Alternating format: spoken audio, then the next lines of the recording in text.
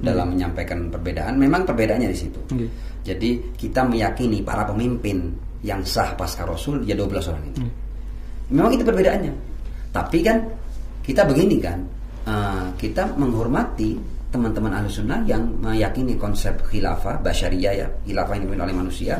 Pasti mereka juga punya dalilnya untuk itu, sebagaimana kita punya dalilnya. Artinya seharusnya dalam dunia yang masing-masing meyakini sesuatu dengan argumennya sendiri, harusnya kita saling menghormati. Itu aja. Tidak perlu orang Syiah memaksakan konsep imamah ilahiyah kepada Ahlussunnah. Ahlussunnah juga tidak perlu memaksakan konsep khilafah basyariyah terhadap Syiah. Ya, nanti kan masing-masing kita bertanggung jawab di hadapan Allah kan. Betul. Nah, saya kira itu. Pertama kali banyak orang yang salah paham, ya, dianggap Syiah itu baru ada setelah revolusi Islam di Iran. Ya kan? Pertama, bahwa Iran itu sebelum revolusi sudah ada Syiah di sana. Ya kan, jadi Syiah itu bukan lahir setelah revolusi.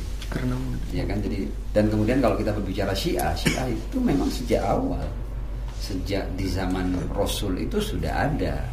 Ya, kenapa saya katakan ada? Saya kasih dalil yang paling gampang sudah, Itu ketika turun ayat ulaika hum khairul bariyah, silakan dikaji lebih jauh ya. Saya cukup kasih clue-cluenya aja. Ulaika hum khairul bariyah.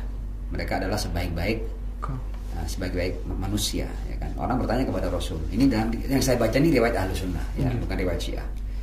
Kalau riwayat Syiah kan pasti kan akan membenarkan kita. Enggak, cuma ini riwayat Ahlussunnah. Ini salah satu aja, ada ratusan bukti. Kemudian orang bertanya, man hum khairul bariyah ya Rasulullah? Siapa orang-orang terbaik itu? Rasul berkata, hum anta wa syi'atuka ya Ali. Mereka adalah engkau dan Syiahmu. Jadi sudah terlontar lewat lisan suci Rasul Shallallahu Alaihi Wasallam ini berkali-kali kata Syiah.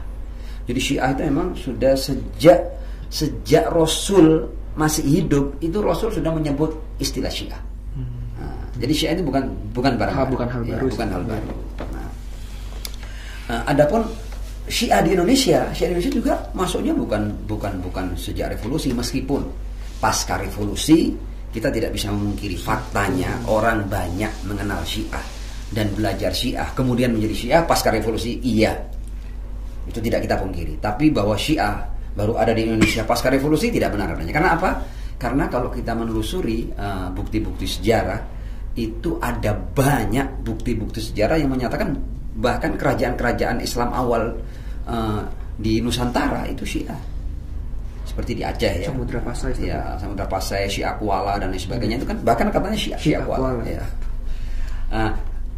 Tapi saya akan ngasih bukti kalau ini sejarah kan berdasarkan data kan. Apakah data itu valid atau enggak?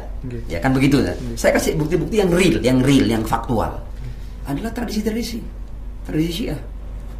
Ya, pertama kali saya ambil ucapan dari mendiang Gus Dur, almarhum Gus Dur, luar biasa. Gus Dur jujur.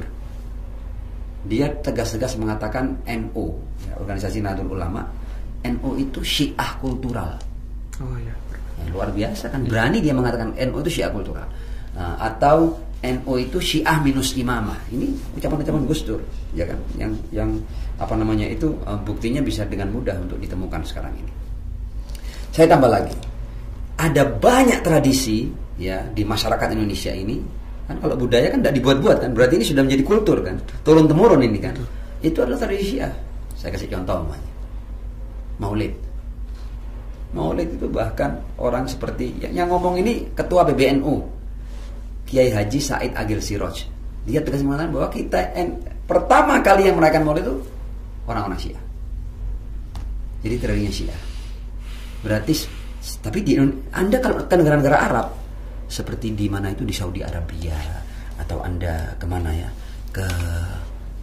saya ambil contoh ke negara-negara Arab yang mana ya, itu tidak terlalu marak Maulid itu semarak di Indonesia sama di negara-negara yang ada Syiahnya, ya kan. Kalau Saudi Arabia Wahabi malah membid'ahkan Maulid, haram Maulid malahan ya. Jadi Maulid itu tradisi Syiah menurut bukti sejarah dan pengakuan ulama-ulama Ahlussunnah. Itu Maulid di Indonesia dari kampung ke kampung setiap hari ada Maulid. Ini tradisinya Syiah. Tahlilan, khataman Quran, tradisi Syiah. Ya, atau kalau Anda ke daerah Padang Pariaman ya, upacara tabut itu, peringatan syahidnya Imam Husain, tradisi Syiah. Ya, bubur syuro, tradisi Syiah 10 Muharram, hari Asyura. Ya, itu ada banyak. Ini yang saya sebut sedikit. Kalau saya mau sebut semuanya, akhirnya ya, wawancara kita jadi sehari semalam.